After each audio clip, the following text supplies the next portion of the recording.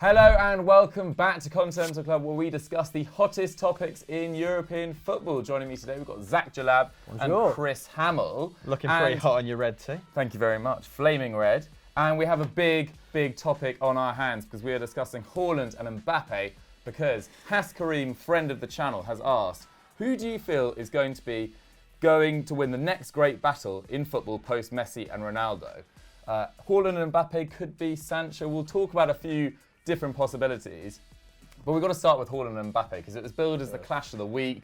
Dortmund versus PSG. The attacking talent on display was just ridiculous. Mbappe, Neymar, Hazard, Sancho, Haaland, Icardi, Cavani left on the bench.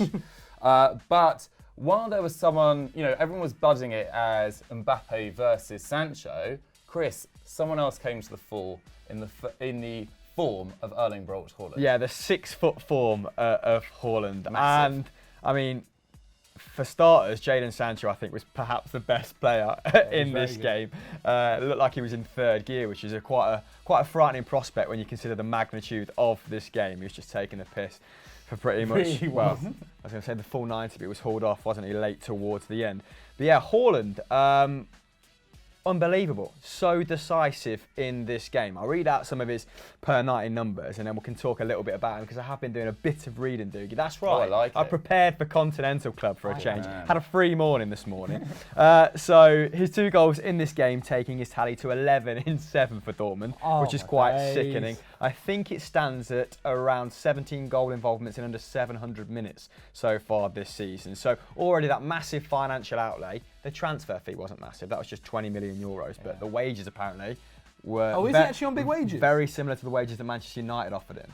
So when you consider the bonuses that Raiola's going to pick up and maybe the rest of his camp, so on and so forth, it was a big financial commitment, but probably justified already. He's probably worth 80, 90 now already. At least, yeah, Absolutely ridiculous. So yeah, played 29 games in all competitions this season and scored 39 goals. So this is Salzburg and Dortmund, of course, including 6 hat-tricks.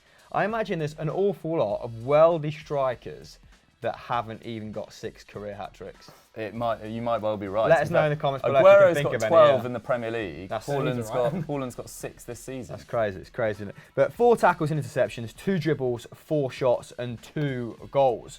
I mean, that's probably on par with the way he's been performing in the Champions League all season, actually. Per night, he's been averaging 4.1 shots. And of course, those 6 games in the group stage for Salzburg really establishing him as someone that could make the step up to a club like Dortmund. Obviously, a lot of clubs were a little bit tenuous in their approach because it was the Austrian Bundesliga. No disrespect to the Austrian Bundesliga. Of course, I watch Scottish football.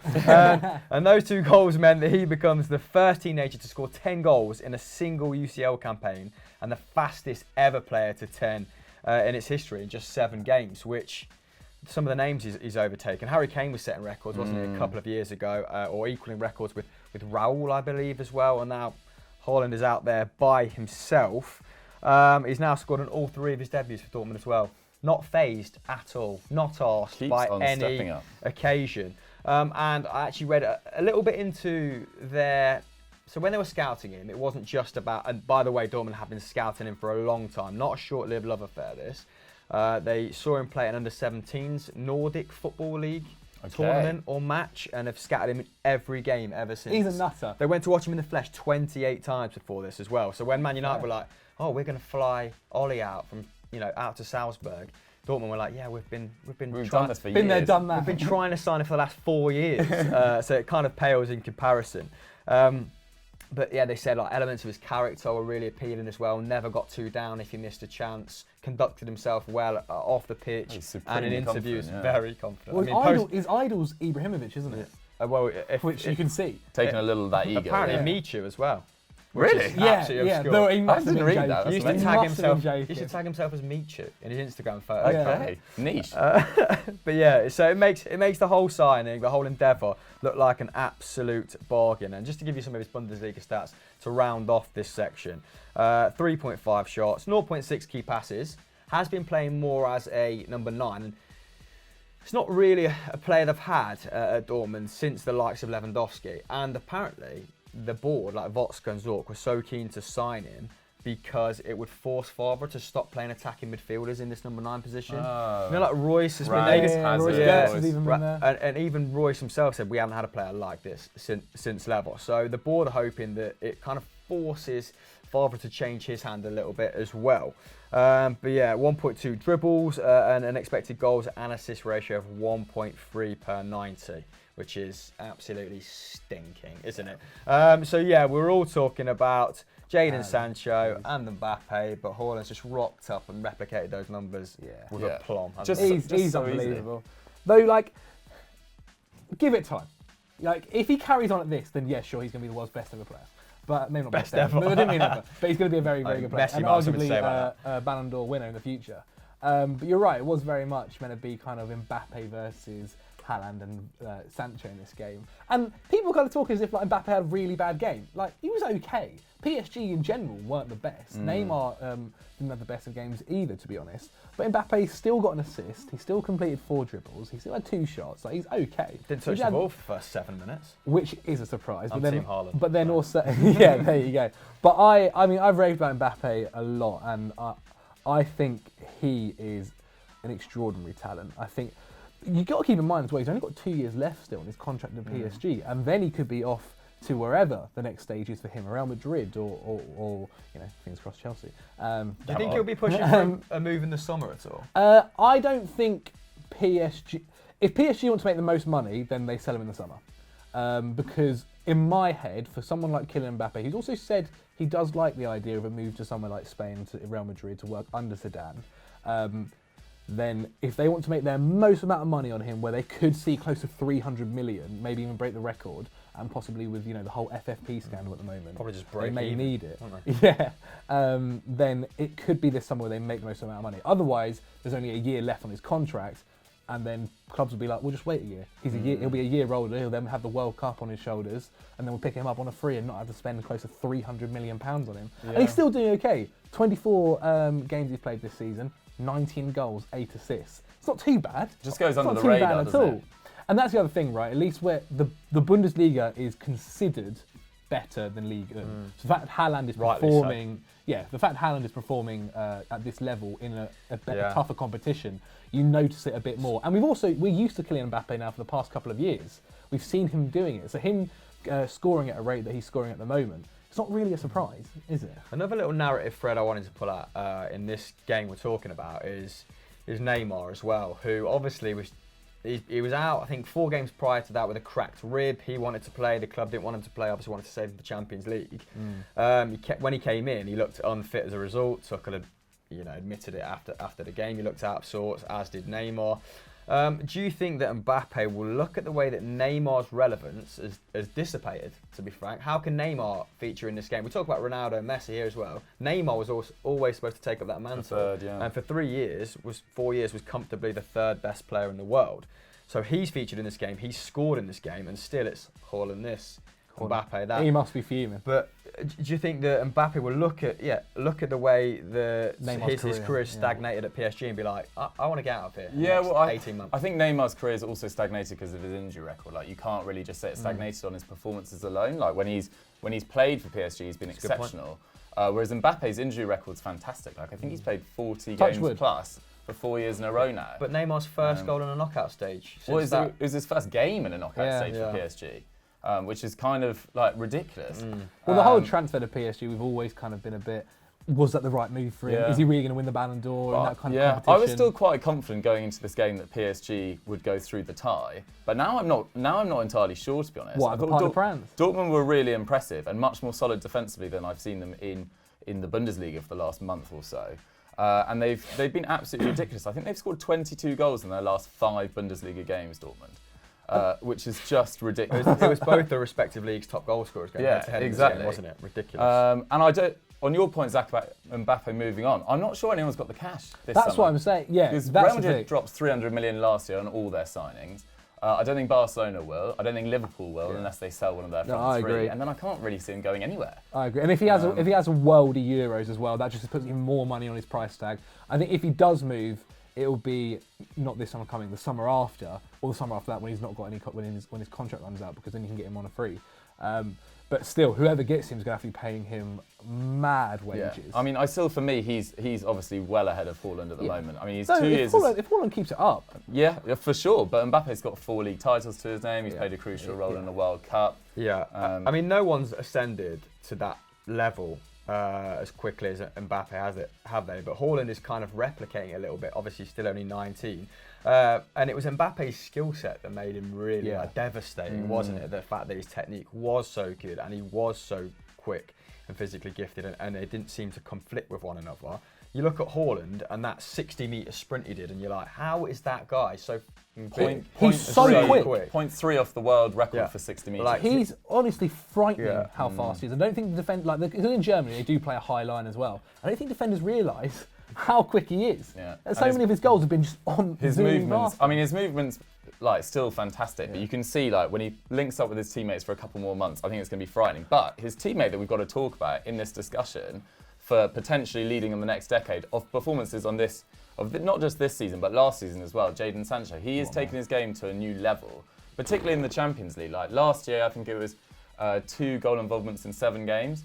Didn't really turn up in the last 16 against Spurs. They got knocked out. This year, I think it's 2 goals, 2 assists. Goal at the Nou Camp was exceptional against PSG. I think it's 26 goal involvements in the Bundesliga this year. Mental. Only Ciro Immobile has more in Europe. He's ready for anything. He's ready for anything.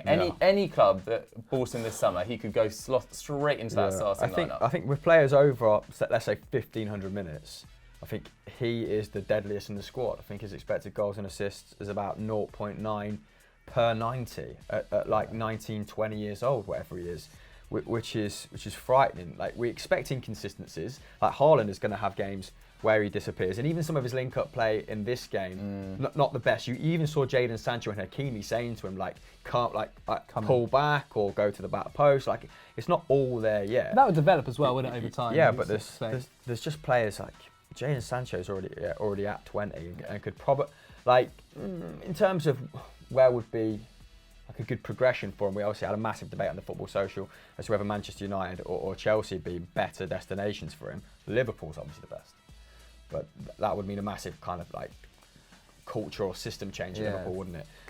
Big three. So McCubbin, we did this on the Continental. You weren't here as well, so probably shouldn't go over that, well-trodden ground. But McCubbin and Pato thought Barcelona as well. But it's not beyond just him staying there for another year. Yeah, I mean, there's no rush, is there? What's he done? Two years of solid football, and he was there the year before as well. Again, I think it will take a hell of a lot of money to get him this summer. I think in terms of the question of like, will it be another Ronaldo, Messi situation? I actually think we're going to end up having quite a few. You also got João Felix as well, who is currently injured at Atletico Madrid. There's other players as well coming through at the moment. I don't think João Felix deserves to be in this discussion at the moment. No, not at the moment, but in the future, right? He might well be. He might well be, but he's played half a good season in Portugal, and like, he's been good at Atletico, and like, I don't want to rule him out of anything just yet, but like, he is not even anywhere in this discussion for me. Yeah, like, he might be one day. Looking into the future is what I'm also doing. Yeah. Like, but I feel like there's names that are much closer that are under 21, like Trent Alexander-Arnold. Very true. Hakimi, yeah, very true. Odegaard's had a fantastic year at Real Sociedad. Like, I've got a lot of sympathy for João Felix playing in that Atletico team. But for me, I think he just picked the wrong. I forgot maybe Trent just picked the wrong He's club. kind of gone the way of like Vinicius Junior a little bit, hasn't he? In that. Obviously, he's not going to be loaned out of Atletico Madrid, and conceivably, Vinicius could, given the forward talents that Real Madrid have. But there's this kind of new like tier presenting itself. For like players under 23. Traditionally, they would, if they were breaking through at a big side, like if Jadon Sancho had stayed at Manchester City, he wouldn't be in this situation, would it? There's players kind of breaking away, not accepting that they're going to be 21, 22 by the time they establish themselves in the first team. Who are just like making outrageous names for themselves at like tier 2 clubs. So players with tier 1 potential going to tier 2 clubs, accelerating their progress. It was kind of like, I suppose, when Mbappe left Paris to go to Monaco. Monaco to go Paris. No, originally. Originally. I see what you mean. He's from the suburbs of Paris. So I think we'll probably see a lot more elite talent trying their luck, not traditionally, superpowers. Yeah. Which would be really interesting. For sure. We've also, we mentioned 2 right backs there, but there's a lot of good centre back talent that's under 21. Obviously, De Ligt has had his issues this year at times, but I still think he's got a big future ahead of him. I still think he's only 20. How was Frankie de Jong now? Meccano's 20 or 21 maybe. Frankie de Jong doesn't qualify for this. He's 22. Christopher 22 Ayer, now. massive, Yeah, massive Christopher Ayer as well. It's Laughing not a Continental club goes by without Christopher Ayer coming in there somewhere. He's unreal. Is he the next Virgil? Imagine. We've got Christopher Julian. Do you know that? Who? You know Celtic scouts when we signed Christopher Julian, they were just like, let's take all Virgil van Dijk's numbers, put them in a computer, and Who comes out? Yeah, Christopher Julian like closely resembles He's like a test tube his baby. profile. Yeah, he's just like He's like an analytics test tube baby. baby. he's like pound shot Van Dijk, and that is firmly our market, which I'm on board with. Yeah. Fair. What's also frightening is how many of these young talents are going to be at Real Madrid for the next few years as well. Like Hakimi, Mendy. Oh, well, Mendy Vinicius doesn't qualify for Junior. this. Vinicius Junior, Rodrigo, Fede Valverde's broken through this year. He's only 21. Kubo coming back. Odegaard. Blimey. It's like Blimey. you can put out a pretty good 11 right now of like under 22 talent at Real Madrid. I honestly don't think like that. I think whereas it's been Ronaldo, Messi all the time, I honestly think it's just going to be shared around. Yeah, I think it's going to be. I think it's going to end up being like 1 year it will be Haaland, the next year it'll be Mbappe, then maybe a year after that, say Trent Alexander-Arnold, then maybe go back to Haaland. But I think it's just going to be shared around because there are so many necessary. Maybe none that will necessarily reach the levels of someone like Lionel Messi, the greatest player to play. But there'll still be the best talents in the world, but there'll just be so many of them, or more than 2 anyway. Okay, so you don't see a 2-way battle for the next Could decade. be like 5. You see more of a 6. melee. Yeah. People just taking each other But out year of on high year. quality standard, of very high quality Chris, are standard. you in agreement with that, or do you think there's 2 outstanding candidates for the next decade to keep your eye on? Under 22. Yeah, I mean Neymar's cool now as well. Neymar's got a couple of years to really. I mean, he's 28 now, isn't he? A couple of years to get his together. If PSG can overturn that 2-1 deficit and he picks up form into the competition, then we might start talking about him, fulfilling the potential that he obviously had. And it's not like he didn't fulfill it. He's great at Barcelona, wasn't he? But injuries doesn't help. He left to elevate his career, and that's not really happened. So Neymar's got a couple of years for sure before we discount him in terms of a one-on-one rivalry. Yeah, probably thoughts are similar with you boys, but that's what I mean. The minutes, young players are going further afield for minutes now. And even at like Dortmund, for example, they're talking about selling Jadon Sancho for what, 130, 140, whatever. Like, they've already earmarked Gio Reyna as his replacement, and he's 17. He's getting minutes now. He's just scored a bang, in a Pokal. Yeah, American, what was it? Sunderland, Leeds and South London. Supplying Dortmund with their forward lines. Crazy, but like. Top clubs are going to gamble more on youth, so I think we'll see a bigger turnover, hopefully. Rather than bigger clubs stockpiling talent in the way that Chelsea. That's what club did. So I now work for Chelsea, so I will not be saying any views on that point made. There we go. But yeah, that's our take on the next decade and which superstars to look out for. Basically, we've concluded it's going to be a lot of fun. Let's move on to big match preview. Our big match preview this weekend, after a few blockbuster weekends, isn't necessarily the biggest, but after that, massive first section, we're keeping it relatively brief. So Fiorentina Milan is on Saturday night, Inter Milan Sampdoria on Sunday night, Gladbach Hoffenheim is on Saturday afternoon, but the big one this weekend is the Saturday evening game in the Bundesliga, which sees 6th place Schalke take on 2nd place RB Leipzig, who are fresh from watching last night. We're actually filming this on a Thursday for once. But before we get into that, just a quick reminder to subscribe to Eurofootball Daily and hit that notification bell to never miss a Continental club. But let's start with the host Schalke, Chris. Sure. Iffy recent form, but still a nice picture overall. Yeah, I'll be reading this largely from the page. There's been a limited amount of Schalke chat since Kieran left the office. You know what? It almost hurts to say Schalke. It does. And Kieran not be around anymore.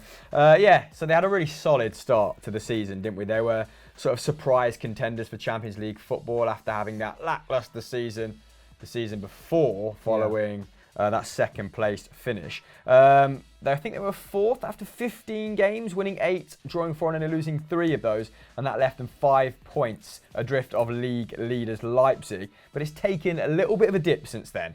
So they've only won 1 of their last 7. A lot of draws, so slipping to 6th in the process. So they've drawn with Hertha Berlin, Paderborn and Mainz, but they got smashed, didn't they, by Bayern Munich 5-0. and it's pretty deserved as well. So really, they need to pick up form if they have these European ambitions. I probably do think the Europa League is a fairer representation of where they are when you look at that top 7. Like Leverkusen are playing better football than them. And you look at the depth of talent in the teams above them as well. And there's a real absence of like an outstanding goal scorer in their side, isn't there? So I think I would rather see Peter Bosch's Leverkusen secure Champions League football. Definitely. Anyway, I was just now drifting off then, thinking about Is it Kostic? No, he plays for I thought they Frankfurt. have the Algerian, don't they? Oh, do you mean Kostic who plays for Frankfurt? We've gone well off script here. I'm bringing it right back. That was my fault. So yeah, they have been slightly unfortunate not to win those aforementioned draws as well. So the cumulative XG for those games was 3.22 versus 2.53 to their opponents, which would probably sound out that those games haven't been the most exciting as well. Still a pretty good season, all things considered. So only lost 4 games. Only Leipzig, I think, with 3 have lost fewer. Still 13 points of where they were in 18-19, which, like we said, was disastrous for them. 9th for the Bundesliga in goals at the moment. Pretty unsurprising when their top goal scorers are Suat Serdar on 7 and Amin Harit Suat. Have I said his name right there? Have I done it justice? Suat Serdar. I think. The Moroccan. I'm definitely not trusting your pronunciation. The Moroccan. Right. No, he does have North Africa nailed down. Okay. It's a bit French. A wee bit French. Oh, yeah. You spent 3 months in Algeria. Right. No, so, Amin Harit's numbers in 1920, 1.4 shots, 1.9 key passes, and 2.7 dribbles per 90, with a 69% completion rate, which is pretty darn handy, isn't it? 0.3 expected goals and assists. So, brilliant at dribbling. That doesn't really manifest into decisive gameplay in the final third, I guess. Yeah, Serdar's also been dragging them through. Pretty tough patch, hasn't he? 7 goals in 17 games, 4.2 tackles and interceptions, 2.1 shots and 2.9 dribbles. So one of the outstanding all-round midfielders in the Bundesliga. Having said that, having given you all that context, clearly they're going to get beat. So I mean, they're against an RB Leipzig side which beat Tottenham Hotspur away in the Champions League. However, in the league, it might not be the worst time to face them. They've only won 1 of their last 4 league games, losing to Frankfurt 2-0, draws with Gladbach and Bayern Munich as well. And the Bayern Munich game especially shouldn't have been a draw. If anything, Bayern were probably a little bit lucky to come out with a single point. There were some big misses. Timo Werner especially, I remember missing one. I think there was another one as well. It was a very open game though. It was. And I'm pretty sure this game will be at least an interesting highlights package to watch, if anything. Prior to that though, they had won 8 of their previous 9 league games, so they do have a bit of form. However, Timo Werner in the league is going through a bit of a dry patch. He hasn't scored in 5 games, or even got an assist or a goal contribution at all in 5 games, which is a little bit worrying. However, he scored against Tottenham. Maybe that'll build up his confidence. He also had a couple of chances against Tottenham as well. And I'm pretty sure that someone one like played Schalke, through to him when he just hit it first time on your right. I don't know why. I was really worried that because the one where he ended up doing a toe poke. Yeah. That does worry me about his left foot. No, his left foot's really good. I But don't know then why wouldn't you take it onto your I left think foot? he just panicked. I'm not sure. Maybe. I mean, playing in the Champions League knockout stages, he's only 23 as well. The other concern is Yusuf Poulsen. He's missed 4 games through injury. He did make a return against Spurs last night, but he's only started 1 game in 2020 out of a possible 6, which was a 3-1 loss to Frankfurt, which isn't too good. But by the stats of RB Leipzig, listen to this. 2nd for shots per game on 16.4, which is really impressive. They're only conceding 10 shots a game as well, which is also 2nd best in the league. They're 2nd for expected goals, 3rd for expected goals against, and 2nd for expected points, which is funny enough. So we think they're finishing second in the league yeah. at the moment. They are impressive. I think they'll probably be a bit too much for Schalke. They've got a lot of attacking presence up front in Schick, and especially in Werner. So I personally would see this as being a dominant game, and I'd actually be quite surprised, in particular, if Schalke were to come out with even a point, to be honest. But especially in RB Leipzig's chase for the Bundesliga title, they need to win this now. They can't afford to keep mucking up. They probably should have beaten Bayern Munich, which would have been even more important and put them 1st place right now in the league. So they can't afford to take anything but 3 points now in this game. And there's also, they'll have Upamecano back, who was suspended for last night, although, as we talked about off camera, I think Ampadu did a pretty good job contending with a sort of weakened Spurs front line. And also the Poulsen thing, whilst he hasn't started in 2020, that's mainly because Schick has really stepped up as well. I thought he played really well last night, Schick, actually. He probably should have scored. He missed some chances. Yeah, he probably should have scored. His positioning was really good. I thought his runs were... And him and Vino Werner, him and Timo Werner together as well. Like, Timo running the channels and Schick is just like an unreal focal point. He's massive, isn't he? Is it Angelino? Is that how it's said? Yeah. Angelino, he was really impressive last night as well, which I didn't quite expect having seen him at City. I don't get why he works City, really well in that why did formation. City buy him back to then loan him out 6 months later? It's kind of strange. Have you seen what happened to City recently? Yeah, true. Who knows? Maybe. Trying to offload some funds in the summer. Yeah, you never know. But yeah, I'm kind of with you guys. Have you ever seen Ozark? Ozark, no. It's about washing money. Okay, I'm going to check it out. Totally separate. It is actually a really good series. Totally separate. It is a good series. But in terms of like the form books in the past, RB Leipzig, as you'd expect, have had the better of this fixture. There's 3 wins for Leipzig, 2 for Schalke, and 2 draws in this fixture. The last fixture, though, Schalke won 3-1 away on the 4th match day of the season. Salif Sane, the centre-back, Harit, and Rabbi Matondo, the Welshman, with the goals and that one. That was Leipzig's first loss of the season. But Schalke do have some injuries as well. Stambouli out, Sane's out, Serda may miss out as well. Sane's a big miss. Their key man, and Caligiuri as well, the right back as well. Leipzig, Konate, Orban, Kevin Campbell and Tyler Adams as well. So that's why we've seen in recent weeks Klosterman play at centre-back with Upamecano. Upamecano should be back, so it probably means... Nkunku coming in as well, right? Nkunku scored up front. That worldie as well, didn't he, a few games ago? He did indeed. Tyler Adams is a big miss, because he was... I think he could be a really, really good player. For sure. The average age of their squad is frightening. I'm pretty sure yesterday against Spurs, only 3 players were 25 or older. Yeah. The goalkeeper, Sabitzer, and another player who I can't Sabitzer in that first half. Sabitzer was fantastic. Yeah, he was picked up a yellow yellow and then he was charging you around. It's like our office. Yeah, exactly. It was a complete carnage for Sabitzer. Guys, though, we need a prediction. Put your money where your mouth is. Is that what you're going 3-1, I'll be Leipzig. 3-1. I think that's pretty good. No, I think it'll be a shutout. I think probably 2-0. 2-0 to Leipzig. I will go with a 4-0 to Leipzig. I called a perfect result. Sorry to interrupt you. Did you? Last week? And you didn't even bring it up. I wasn't here last week. You are. Yeah, 2-1, Immobile. Well done. Against Inter. Well done. That is a good shout. Were you the only one that went for Lazio? Yes. Yeah. It's nice when we actually get one right. Just wanted a bit of credit. We do these predictions every week. That was weird. Touch the hair. Honestly, that was weird. Right, we need to finish before there's a fight. Okay. The hair has been touched. Everyone's okay. The hair is still okay, I think. But guys, thank you very much for joining us today. Thoroughly enjoyed it as ever. Let us know what you guys thought of our comments in the comments section below. And guys, what should they go do now? So this will come out tomorrow on Friday. If you've not seen it already, check out We Need to Talk on Football Daily and the podcast, the Football Daily podcast, where me, Doogie and Patrick Van Straten spoke about the whole Manchester City situation, what's happening, what possibly could happen in the future. Pep Guardiola, where's he going? The players, where's he going? Did you learn anything new? Because I feel like, when we did it for Sunday Vibes, we're doing it for Sunday Vibes, that we should have waited to get some new information. Yeah, I mean, we know exactly what's happening now. We did a bit of fixing though. So we did do a bit of fixing as well. We did some hypotheticals. Okay. Which they should do.